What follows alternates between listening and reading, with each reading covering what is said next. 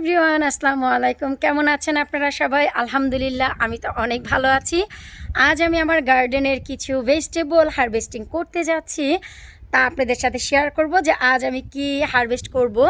আজ হচ্ছে আমি আমার গাছের লাউ তুলব, কারণ হচ্ছে এখন অগাস্ট মাস প্রায় মাঝামাঝি।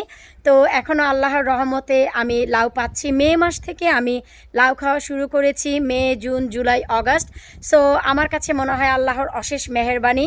টানা 2 মাস রোদ্রের পরও গাছ স্টপ হয়ে থাকার পরেও, 4th জেনারেশন চলার পরেও গাছে লাউ হচ্ছে। পাতা ডগা অত বেশি না বাড়লেও তো সেই লাউগুলো এখন কেটে খাওয়ার বা আমাদের এই সামারের সবজি উইন্টারের জন্য সেভ করা কিভাবে কি করব আজকের এই ভিডিওতে আপনাদের সাথেই তা সব শেয়ার করব। এই হচ্ছে আমার লাউ গাছ। 4G কাটিং হয়ে যাওয়ার পর অজস্র ছেলে ফুল এসেছে। এখন ওয়েদার যদি ভালো পায় অনেক মেয়ে ফুলও আসবে। আর এই যে লাউ, এটি হচ্ছে গাছের 12তম লাউ। 11তম লাউ গত সপ্তাহে ঠিক এই জায়গা থেকে বিন্দি লাউ কেটে আমার ভাতিজিকে দিয়ে দিয়েছি, যার একটি ভিডিও অলরেডি আপনারা দেখেছেন। আর এটি হচ্ছে গাছের 12তম লাউ। আর ওই যে পিছনে যেটি দেখতে পাচ্ছেন ওটি হচ্ছে গাছের 13তম লাউ। তো আমি এই 12তম লাউটিকে কাটবো, 13তম লাউটি নয়।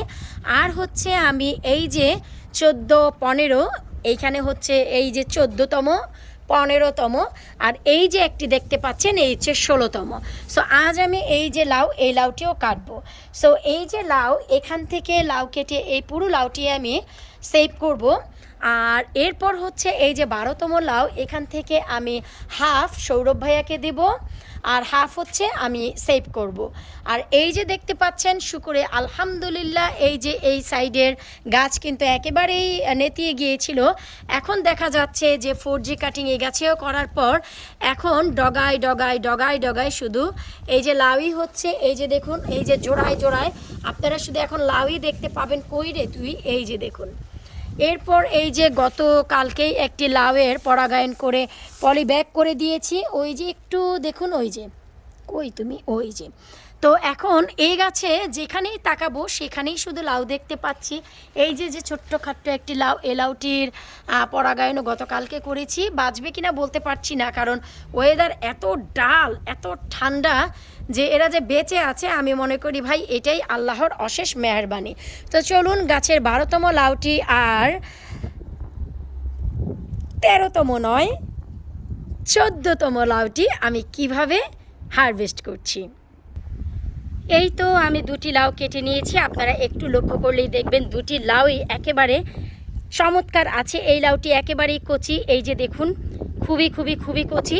তো এটি আমি পুরোটি সেভ করে রাখবো। আর এই যে লাউ, এখান থেকে হাফ আমি দিয়ে দিব সৌরভ ভাইয়াকে, আর হাফ হচ্ছে আগামীকালকে হয়তোবা রান্না করব সেভ না করে, কারণ শুধু সেভ করলেই হবে, যদিও অনেক খাচ্ছি। তো এই হচ্ছে আমার গাছের 12 আর 13 নাম্বার লাউ অলরেডি কাটা হলো। তার মানে 13টি লাউ অলরেডি রিজিকে আছে, খেয়েছি, সবার সাথেও শেয়ার করেছি। গাছের 11 নাম্বার লাউটি ভাতিজিকে দেওয়ার পর 12 আর 13 এই যে আমি নিজে তুলে নিচ্ছি।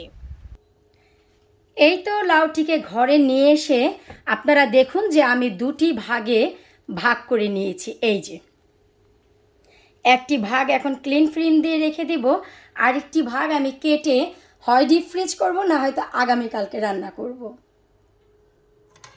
এরপর এই যে লাউটি আছে বাকি অর্ধেক, এটা হচ্ছে আমি ভালো করে পিলারের সাহায্যে পিল করে নিয়েছি।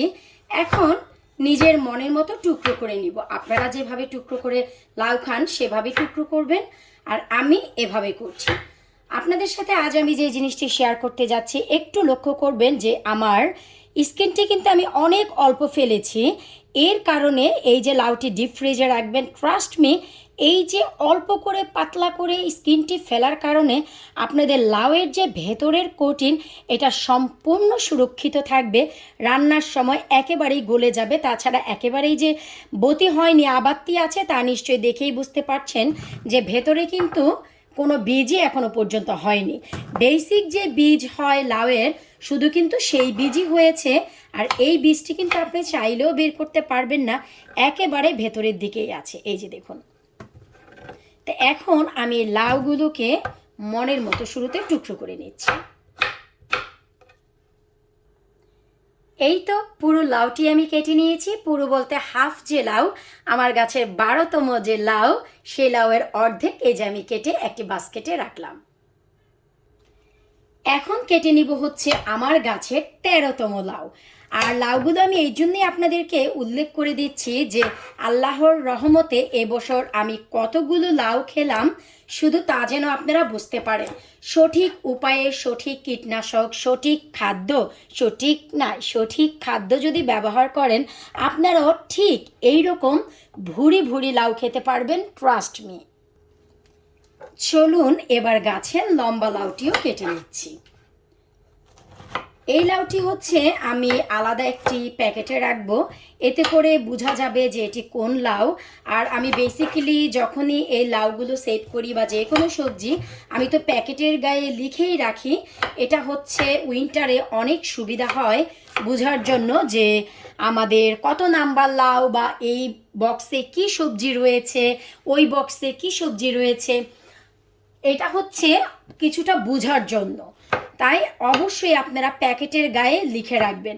আর এই যে গাছটির লাউ দেখতে পাচ্ছেন, এই লাউটি আমার ইচ্ছে ছিল যে আমি হচ্ছে বীজ বানাবো, তাই একটু দেরি করে কেটেছি। তারপরেও দেখুন জিনিসটি কচিই আছে, বীজ হতে হলে আরও অনেক সময় রাখতে হতো।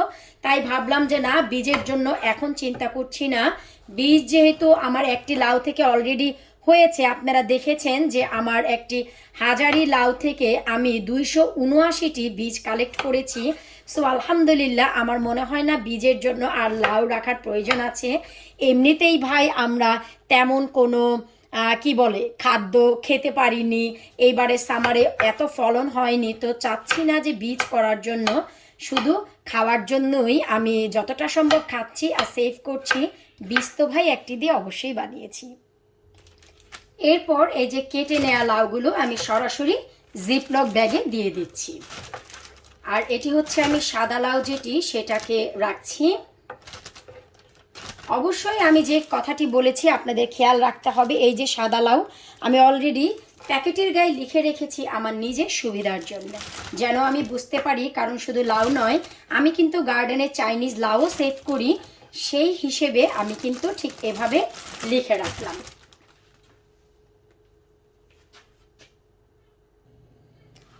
এই তো সাদা লাউটি ধরে সরাসরি ডিপ ফ্রিজে রেখে দিলাম। আর আজকে সকালেই কিন্তু আমি 2টি চাইনিজ লাউ, এই যে দেখুন চাইনিজ লাউ আমি সেভ করেছি। 2টি চাইনিজ লাউ আর একটি হচ্ছে এখানে লম্বা লাউ। আর কি লাগে, গতকালকে সেভ করেছি আমি আমার গার্ডেনের ডাঁটা আর হচ্ছে লাল শাক। এবার আপনারাই বলুন, আল্লাহর রহমত আমার ঘরে বাহিরে সব জায়গায় আছে কিনা। এই তো একটি লাউ তো ডিপে রেখে দিলাম, আর বাকি যে অর্ধেক লাউ আমি সৌরভ ভাইয়াকে দিয়েছি, আর বাকি অর্ধেক এইটুকু ডিপ ফ্রিজে রাখবো না, এইটুকু রান্না করব।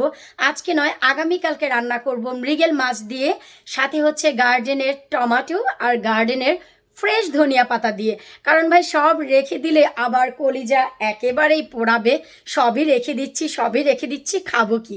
তো এই হাফ লাউ আমি আগামীকালকে রান্না করব। তো এই লাউ থেকে রান্না করার পর তন্নির সাথে একটু শেয়ার করব, কারণ ওকে হচ্ছে চাইনিজ লাউ সকালবেলা হাফ দিয়েছি, তাই এই লাউটি আমি রান্নার পর রান্নাটি শেয়ার করব। এটি আর ওকে সরাসরি দিচ্ছি না। আর সৌরভ ভাইয়া যেহেতু একটু দূরে থাকে, তাই তাকে রান্না না করে আস্তই দিয়ে দিচ্ছি, যেন সে তার মনের মতন করে রান্না করে খেতে পারে। কারণ লাউ এমন একটি জিনিস সবাই আলাদা আলাদাভাবে পছন্দ করে। আর লাউ আজ কেন রান্না না করে কাল রান্না করব, তার কারণ হচ্ছে এটি। সকালবেলা 5:30টায় গার্ডেনে চলে গিয়েছি, সেখান থেকে অনেকগুলো সেচি শাক তুলে নিয়েছি। আলু আর সেচি শাক একসাথে ঠিক এভাবে মাখা মাখা করে রান্না করেছি, দেখতেই পাচ্ছেন কত মজা।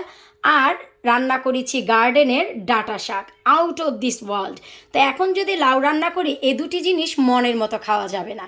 যেটি খান তৃপ্তি কি বলতে কি বলি কিছুই বুঝি না, তৃপ্তির সহকারে যেন খাওয়া যায়, আমি সেভাবেই খাবার ব্যালেন্স করি।